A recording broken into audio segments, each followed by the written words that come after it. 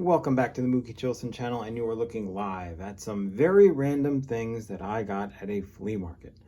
I have been inspired by Joe from Four Soft Corners to get out and do some flea market and antique mall collecting. He and I are sort of on similar wavelengths when it comes to grabbing stuff and finding stuff.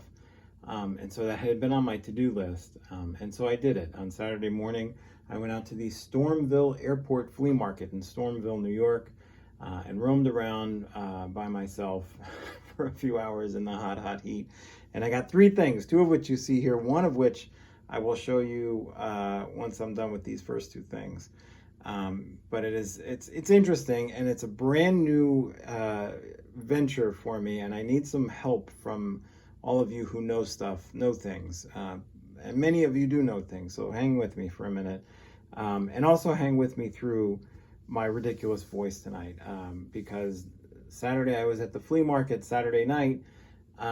Lady Chilson and son of Mookie and I went to go see Bruce Springsteen in New Jersey. And because it is a legal requirement for people of a certain age to scream Bruce Springsteen lyrics to Bruce Springsteen when you see him in New Jersey, that's what I did. And so I'm not even sure I don't even know how I know I sound weird to myself, so I'm sorry for all of you normal Mookie fans who hear weirdo tones coming at you. So anyway, let's start with this. So this card, I saw this was I picked up from a vintage World War II dealer. Had all these like pins and medals and weapons and all this stuff. He had a whole case full of ephemera, and like postcards and stuff, and in it was this, and it is, as you can see there, Jesse Owens trading card from 1936 Olympics. This is what is called a Riemsma card. Jesse Owens, it's the Samuel Work number 32, number 14 Summer Olympics, Berlin grade, I don't know, but the bottom line is this is a card that was produced in 1936 in German, during the 1936 or after the 1936 Olympics. And of course, we all know that Jesse Owens dominated that Olympics, showed up the Nazis in Germany, winning all kinds of gold medals. On the back here, I did the translation. This is Jesse Owens setting the world record. That's not an exact verbatim, but I saw this in the case. And I was like, oh, that sort of strikes my fancy. I'm interested in that. Let me go see if I can, anybody on YouTube has ever done a video on this, and I'll watch it real quick while I'm at the flea market. And I'll watch it, and I'll go back and make an offer. And of course, guess what I found? Dougie K. Decon Cardboards. Dougie K had made a video, I guess not that long ago. I don't know, maybe it was a year ago. It was an older video. About the same exact card. I think he had a couple different ones. And I looked at it, and he had the same enthusiasm that I had for that card. And so I was like, yeah, Doug, you're an influencer. I'm getting this too. And so I went over to the guy, and it had a $65 pink price tag on it. And I said, I don't know what this is worth, but I would give you $20 for it. And the guy said, yeah, what about, I'll do 30. How about 30? And I said, would you do 25? And he said, only if you don't mind making an old man feel terrible about himself. He tried to shame me. I said, you know, for 25, I think I'll take a risk on it, and I will apologize to you as I take a risk. And he laughed. And he sold me it for $25. So I'm going to see if I get that slab. I don't think it's like a gangbusters. It's not in tremendous shape. But I did learn from Dougie K's video that the right texture it should be. It's like a magazine quality texture. See, Doug, I watched. And you influenced me. You're an influencer. So thank you. I love that card, frankly, because again, in 1936, there was a lot of bad things happening in Germany, a lot of bad things, and the United States went over there and showed them what's what before we had to do it again in a different way. And then there's this. This is 1988 publication, New York Mets Baseball Card Collectibles. This is every single Mets, Topps Mets card from 1962 through 1988 is in this book. And I love it because it shows you from the very first all the way through. There's 64. And it just puts all the cards next to each other so you can get a sense for what the teams were like. There's 68. This is my favorite set, I think, probably.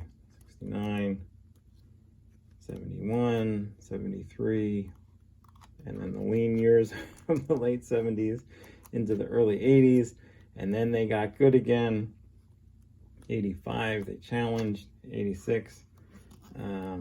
I love that 86, and then 87, they went back down the other side of the mountain a little bit. But this, I love that, and I'm going to go through that a little bit more, and that will help me focus my Mets collecting. But I want to show you the third thing, because that Mets book was a throw-in with this. This was a binder. You know, at the flea market, they have these people there who are just sort of cleaning out lockers and stuff and putting everything on a table.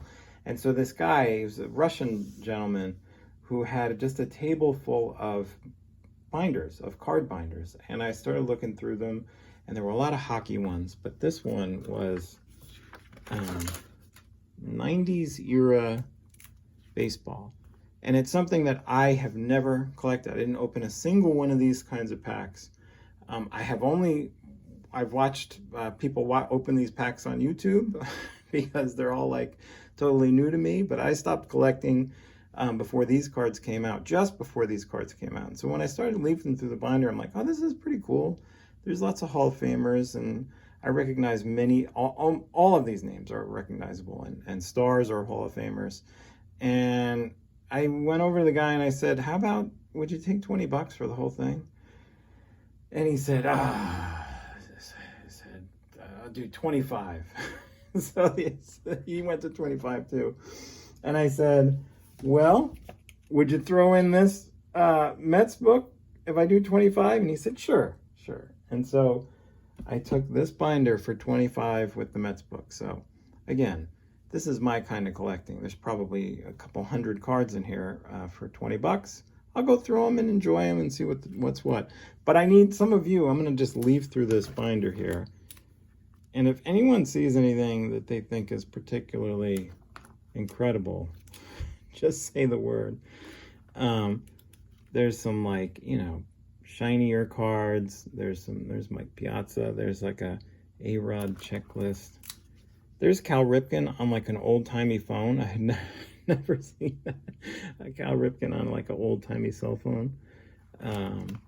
You got some Piazzas. There's like a Paul Konerko rookie card, I think I looked up. I have, actually, the Tom Glavine card, I have that card. So I'm not totally honest in saying none of these cards are in my collection. But then there's some old-timey Gehrig and Mays cards. But there are some interesting ones in here. These are some kind of chrome, I don't know. There's another Tom Glavine rookie. These were separated for some. So this one, I looked that up. That's a David Ortiz rookie card of some kind. And it's serial numbered on the back to 97.99. Now that's a pretty high serial number, if you ask me, but I don't know. It's probably worth a few bucks. And there's some Brett Stadium Club, a lot of Barry Bonds. Some more Bonds. There's another, I think, David Ortiz rookie card, which is pretty cool. Yeah. There's, I guess this is what Diamond Kings became eventually. I didn't see that. There's Hideo Nomo as a Met. I didn't have that card. Some kind of die-cut Ken Griffey Jr. card. These look like Sport Flicks, but they're not really. Will the Thrill. There's a Smoltz rookie card. A Jonathan Papelbon rookie card. I don't really like him that much, but what are you going to do? It's in there. Weirdly, an Ozzie Smith record breaker. Had its own page. And this just keeps going. Now, this one, honestly, this is a Topps Tech card, which is like, you know, it's the like see-through, I forget what you call it, but I had seen something similar to that on my old pal Shane Shoebox Legends channel. And so I was like, oh, that's interesting. I wonder if that's worth anything. And there's another die cut George Brett. But this thing just keeps going. Piazza, Griffey, Bonds, Grifkin. There's some Finest. There's Irod. Another Pedro. Some Eddie Murray's in here. Raleigh Fingers randomly. Yeah. And the binder just keeps going. I'll flip through them all. Bomb Squad. There's a junior card. More Tech. This one had the number $4 over it, this Pedro. I guess that's some kind of, that's got numbers on it too. I don't know. For 20 bucks, it's going to be fun just to look through and see what's what. There's an 81 highlight. There's a Nomar numbered card. Chipper Jones rookie. Was this a Braves fan? That might be problematic. Anyway, the binder keeps going. Kirby Puckett, some kind of Alex Rodriguez rookie card. Appleton Foxes, I don't know what that is. And there's a Bonds serial numbered card. Anyway, 20 bucks. I'll be going through that just to peek through and see what's what, and have some fun with that. And I hope you had some fun with this. So 25 and 25 is 50. So I think it was a pretty fun day. I don't know if you'll ever find another pickup day like this where you get a binder full of 90s random cards and a Jesse Owens card in the same pickup, and a Mets all-time card brought to you by the people at Surf. So that's it from the Mookie Chilson World Headquarters. I'm going to go rest my voice and think about all the things that Bruce Springsteen told me to think about today, and have a good rest of the day. Happy Labor Day. And we'll see y'all soon. Thank you.